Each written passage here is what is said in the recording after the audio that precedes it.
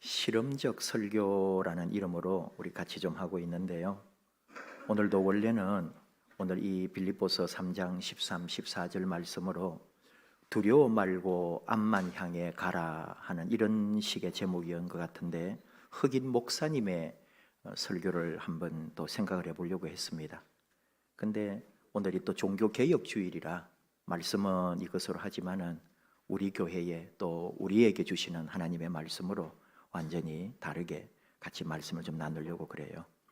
하나 참고로 생각한다면은 흑인 목사님이 미국 사회에서 목회를 하고 설교를 하고 교회를 이끌어 간다는 것은 우리나라 사람은 이해할 수 없는, 우리가 상상할 수 없는 많은 어려움과 갈등, 그리고 그 흑인들이 느끼는 수많은 감정들이 있다는 것을 생각을 하면서 여러분도 혹시 미국의 흑인 목사님들을 생각을 해야 됩니다.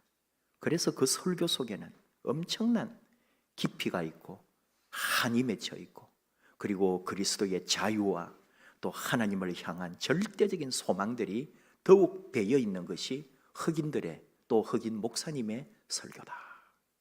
그리고 이런 결단, 이런 말씀들, 두려워하지 말고 앞만 향하여 나아가자, 예수 앞에 부름받은 삶으로 그렇게 살려고 하는 그런 무장된 그리스도인들이, 믿음으로 완전히 무장된 그런 흑인 믿음의 영성가들, 목사님들이 있다 하는 것을 한번 생각해 봅니다.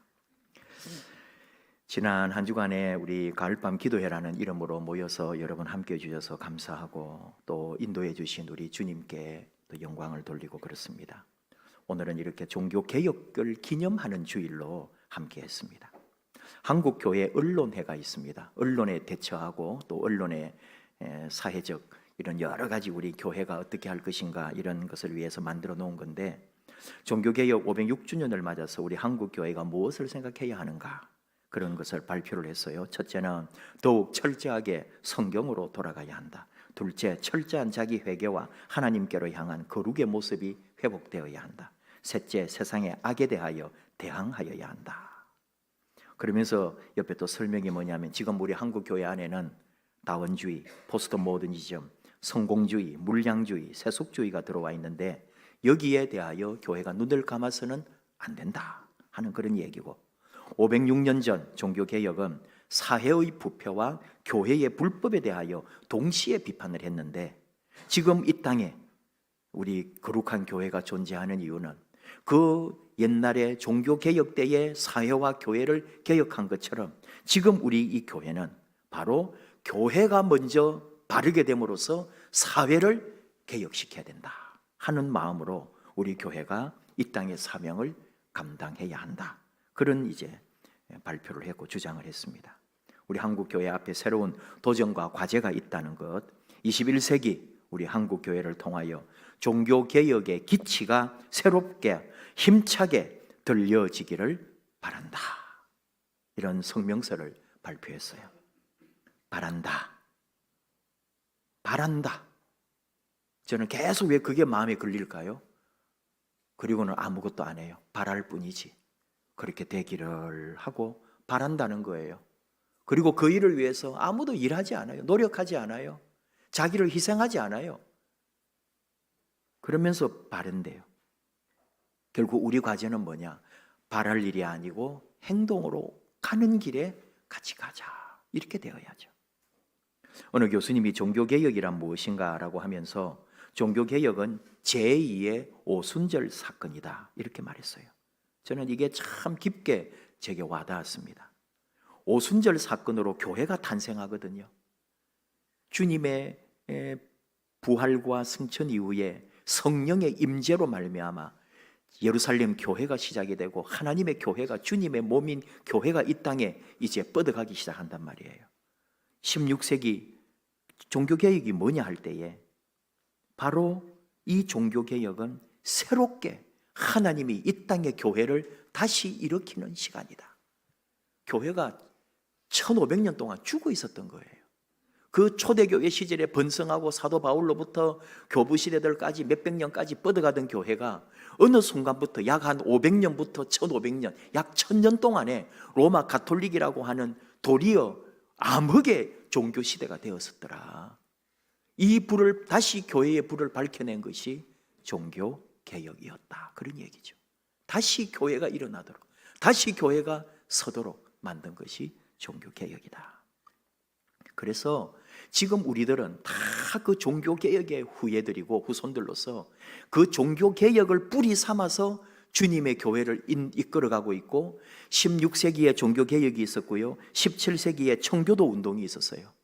그런 것들도 다 이 종교 개혁이라고 하는 뿌리에 바탕을 두고 일어난 운동이다 이 말이에요.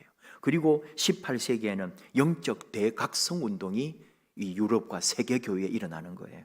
그리고 19세기와 20세기에는 복음주의 운동과 선교 운동이 일어나서 우리 한국 교회를 비롯하여 이 동남아나 온 세계에 끊임없이 인도와 중국을 포함해서 선교의 역사가 일어난 게 바로 1800년대에 엄청난 선교 운동과 복음주의 운동으로 온 세계에 복음이 뻗어간 거예요. 상상을 초월할 정도로 이 땅에까지 그 복음이 들어온 거죠. 그리고 지금 21세기가 된 거예요. 21세기는 뭐냐 이거죠. 과연 21세기는 어떤 평가를 할 수 있으며 21세기는 하나님의 나라, 주님의 교회 앞에서 무엇으로 기록될 것인가? 도리어 문제만 있다 이거예요. 지금 우리는. 그러니까 다시 개혁될 수밖에 없는 상황을 우리가 스스로 만들고 있어요 지금. 분명히 세계교회는 반드시 개혁되어야 할 거예요.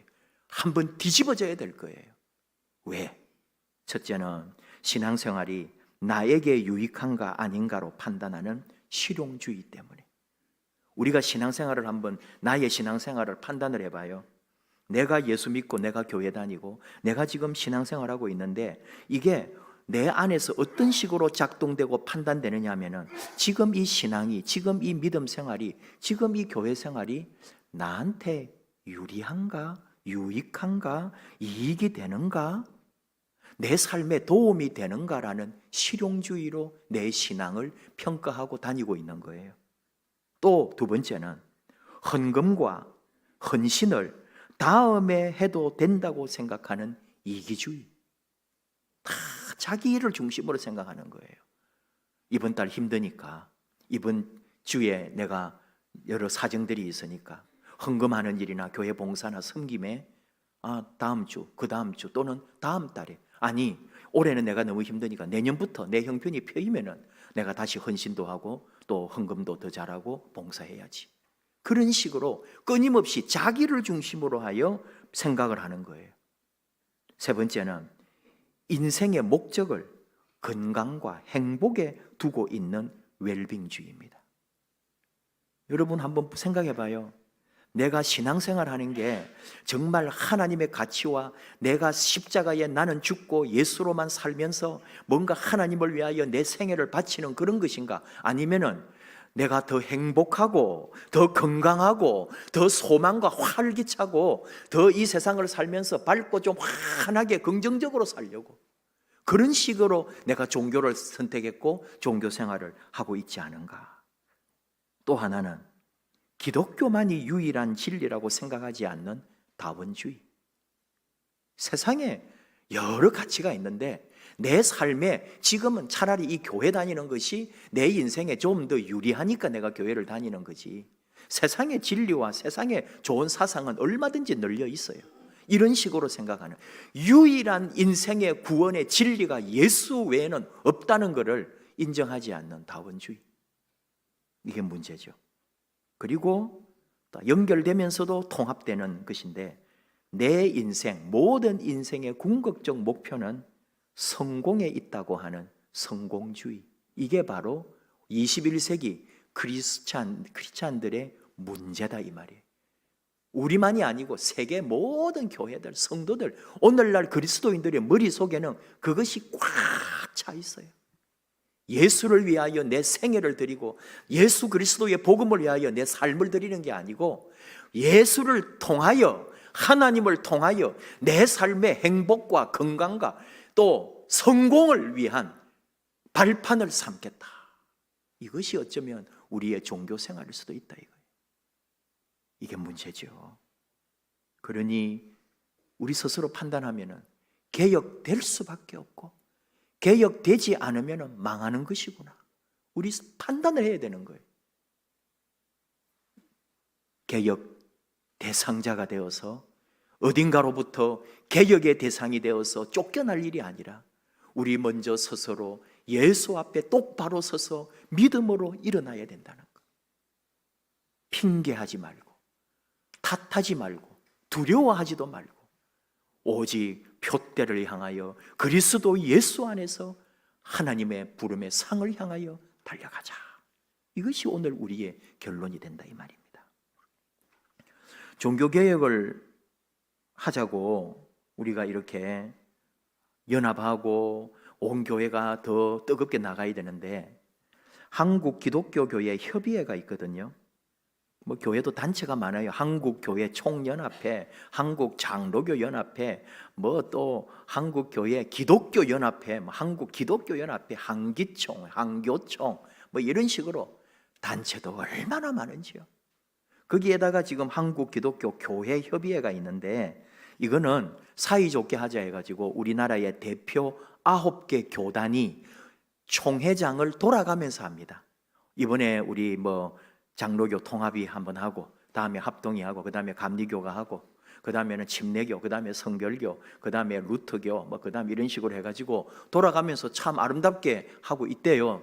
뭐 좋죠. 근데 이번 차례가 한국 루터교의 차례예요.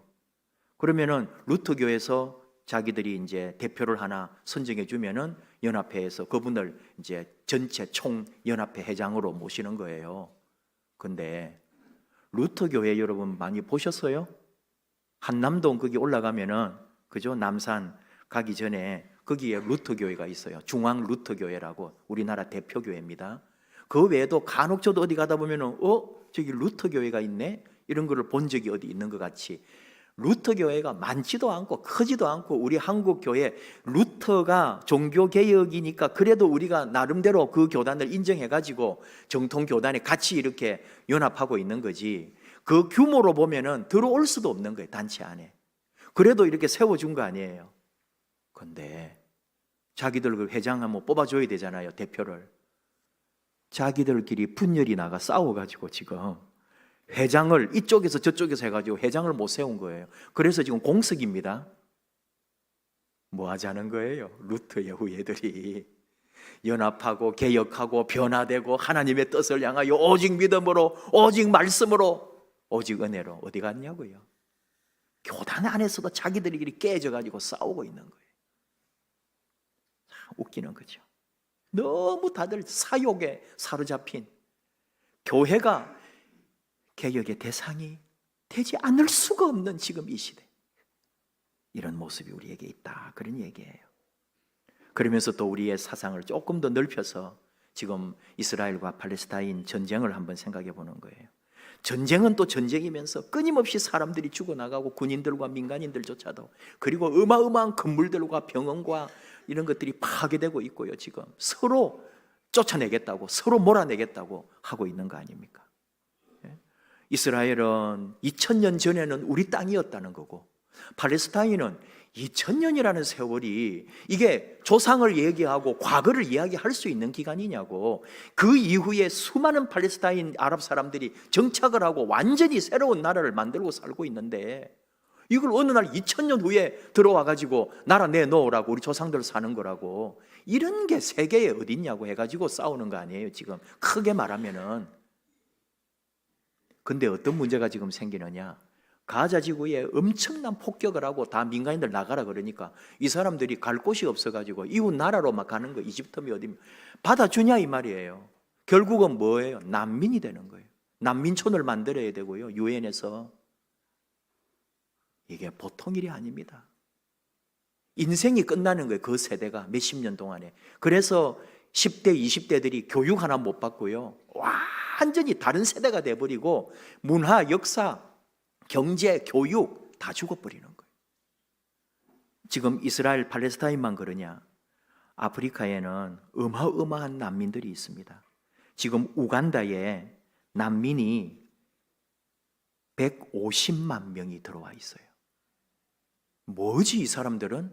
아프리카에 11개 나라 난민 152만 명이 2002년 통계입니다. 그것도 우간다에서 받아줘가지고 유엔 난민촌을 만들어서 살고 있는 거예요. 거기는 남수단이라든지 르완다라든지 뭐 에티오피아라든지 콩고, 특별히 콩고 난민이 약 30%.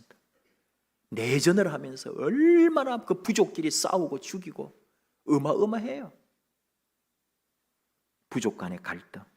그래서 그나마 우간다가 이 난민을 받아줘가지고 그 땅이 좀 넓으니까 그래서 난민촌을 만들고 살고 있는 거예요. 콩고 같은 경우는 세 번의 전쟁입니다. 1999년에서 98년, 98년에서 2003년, 2012년에서 2014년까지 안에 자기들 부족 간의 싸움이에요. 자, 후투족, 투치족 이러면서 540만 명이 죽었습니다.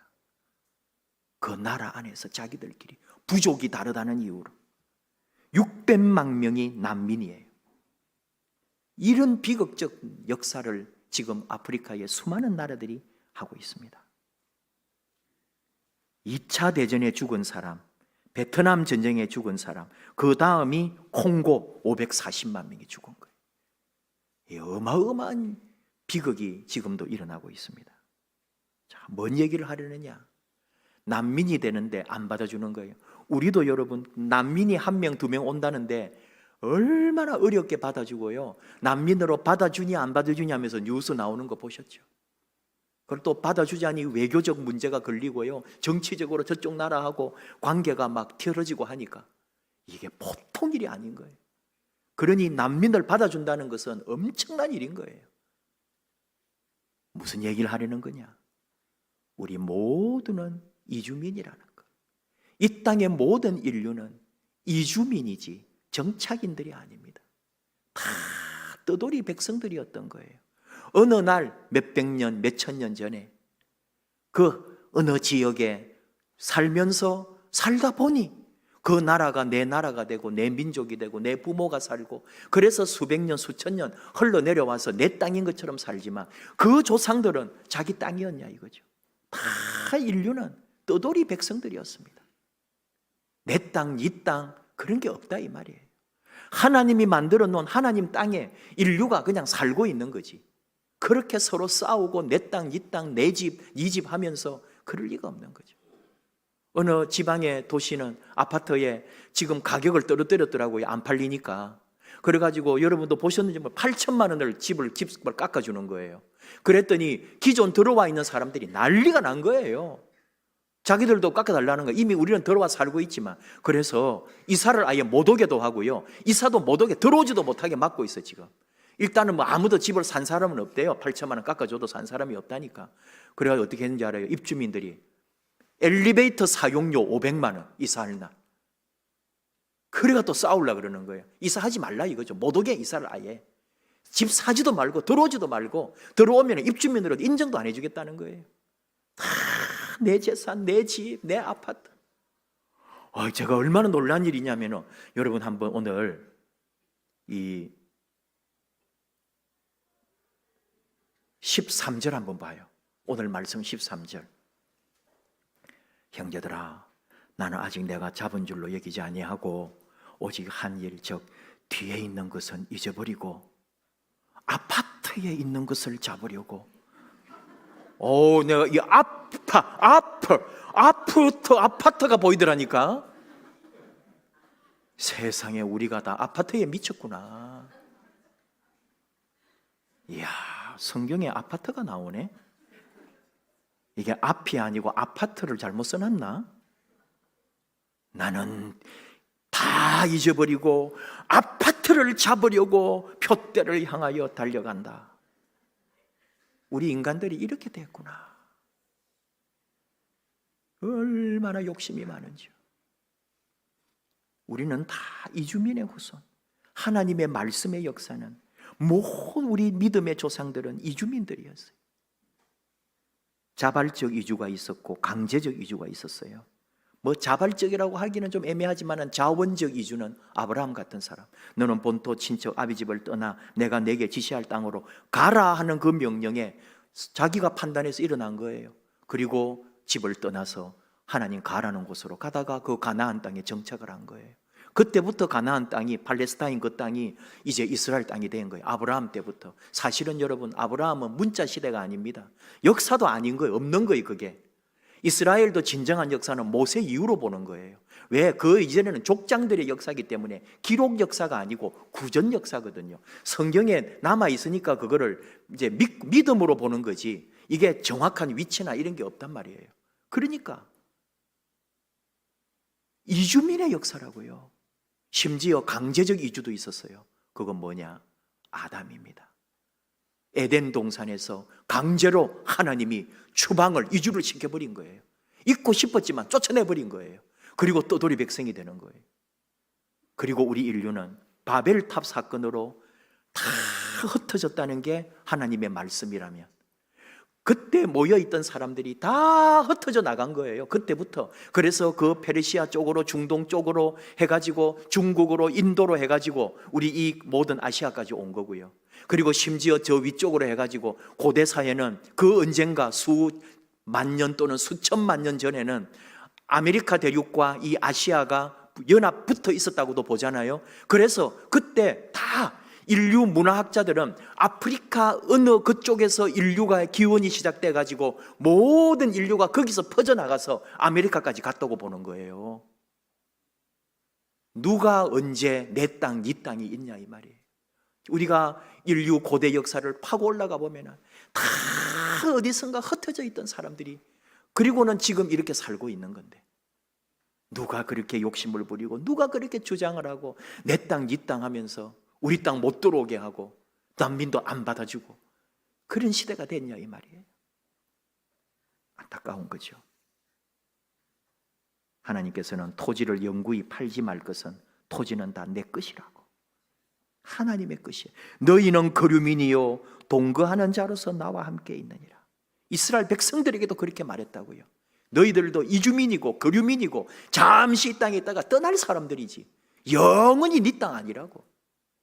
그런데 말 안 듣잖아요. 왜? 이스라엘 사람들, 유대인들 하나님 안 믿습니다. 그 사람들 말로만, 법으로만 말하면서 백성들 힘들게 하는 거지. 율법으로.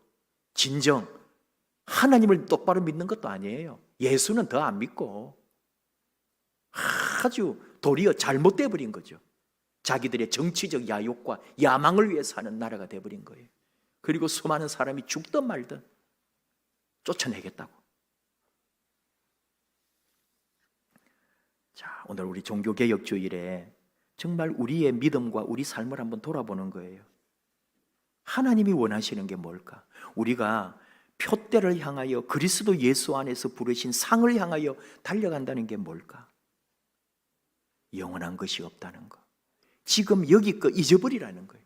내가 지금까지 수고하고 내가 지금까지 헌신하고 내가 과거에 열심히 했던 이 모든 것조차도 다 잊어버리고, 바울 같은 경우에는 자신의 명예와 지식과 모든 소유와 그가 가지고 있던 세상의 어떤 권력들까지도 다 잊어버리고 오직 다시 앞에 있는 하나님의 부르심의 상을 향하여 나는 달려간다고.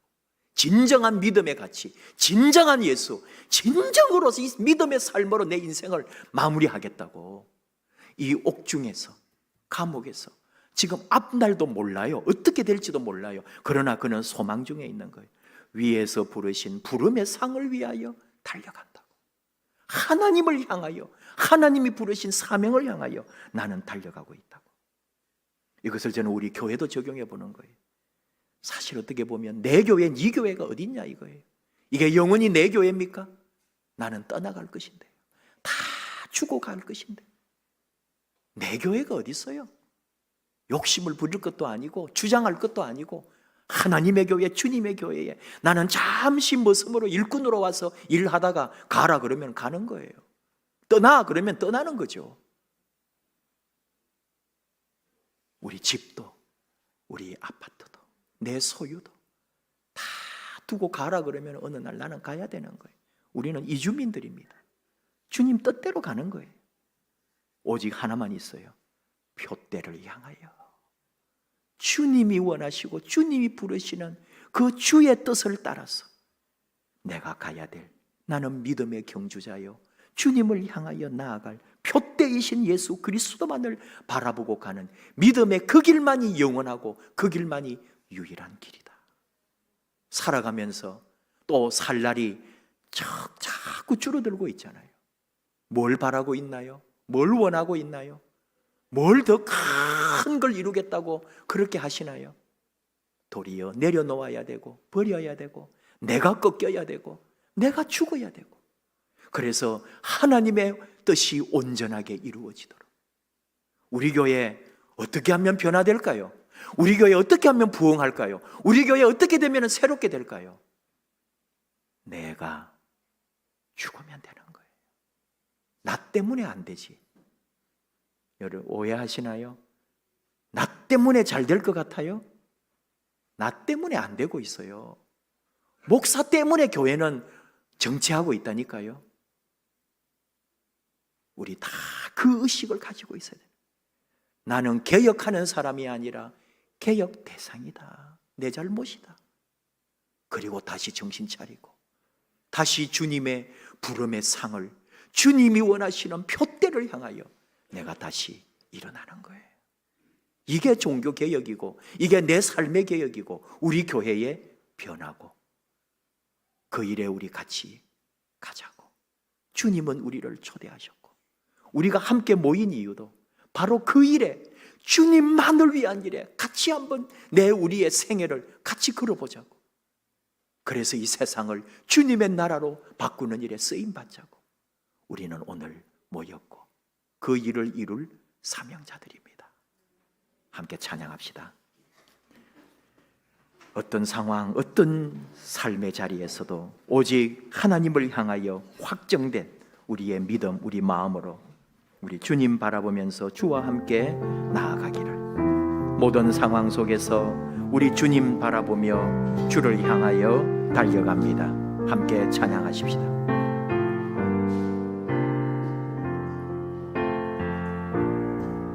모든 상황 속에서 주를 찬양할지라.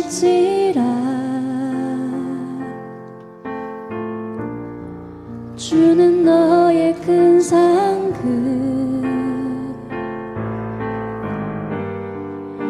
큰 도움이시라. 주의 얼굴 구할 때, 주의 얼굴 구할 때 주의 영을 부사 크신 사랑 안에서 주를 보게 하소서.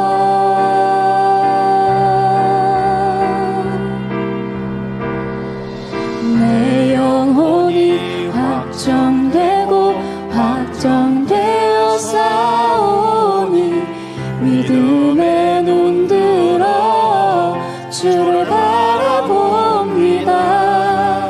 내 영혼이 확정되고 확정되어 싸우니 믿음에 눈들어 주를 바라봅니다. 모든 상황 속에서, 모든 상황 속에서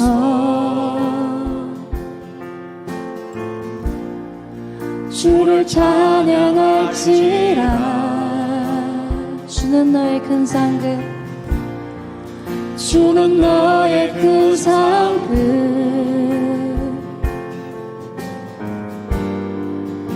큰 도움이시라.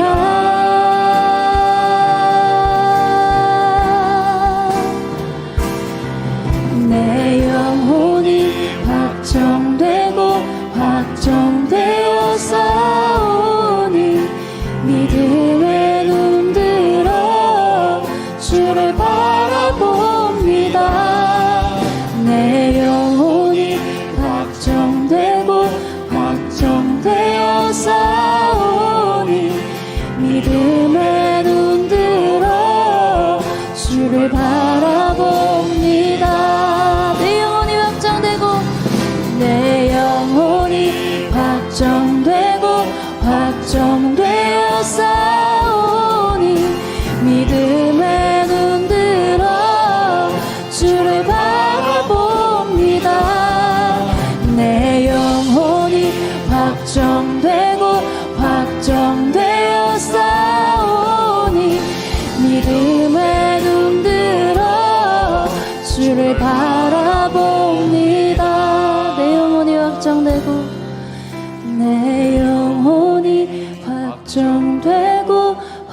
확정되어 싸우니 믿음의 눈 들어 주를 바라봅니다.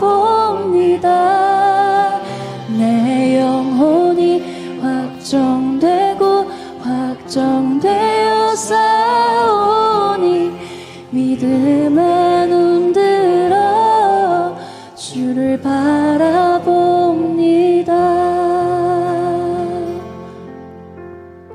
우리 잠깐 기도합시다. 주님 앞에 우리 마음 모으기를 원합니다.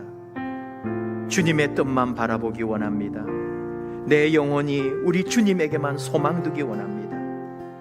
내 과거를, 내 수고를, 내 충성과 헌신조차도 다 내려놓아야 함을, 내가 예수 안에서 온전히 죽어야 함을, 그래야 내가 다시 살고 우리 교회가, 이 사회가, 이 나라가, 이 정치가, 온 세계가 예수 앞에 다시 일어나게 될 것을, 다시 종교개혁이 이 땅에 다시 이루어져야 됨을, 그것은 바로 내가 먼저 깨어지고 내가 먼저 주 앞에 다시 믿음으로 확정하며 주 앞에 일어나야 될 것이다.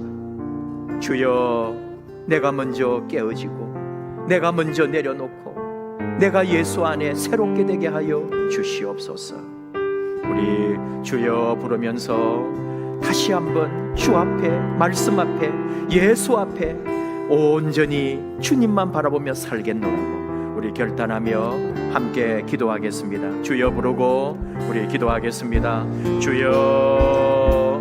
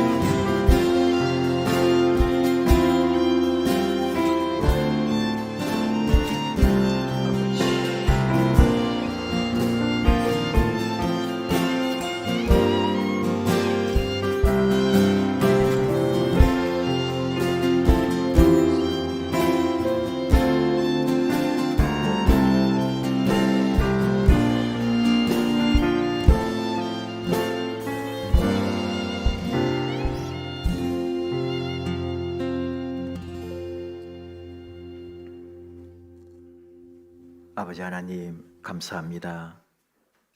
주님 기뻐하시고 주님이 또 사랑하시고 주님의 뜻을 향하여 나아가는 우리 교회를 허락해 주시고, 사랑하는 하나님의 자녀들, 귀한 믿음의 형제 자매요, 또 주 앞에 부름받은 성도로 우리를 부르셔서 주의 교회에 함께 세워가게 해주심을 감사합니다.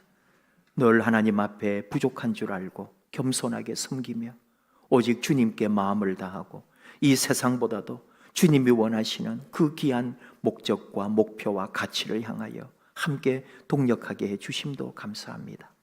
사랑하는 이들이 여기 있사오니 함께 해주시고 서로 힘을 합하고 마음을 합하고 믿음으로, 말씀으로 오직 주님 은혜 아래 사랑하고 섬기며 하나님의 나라를 위하여 함께 걸어가게 하여 주옵소서.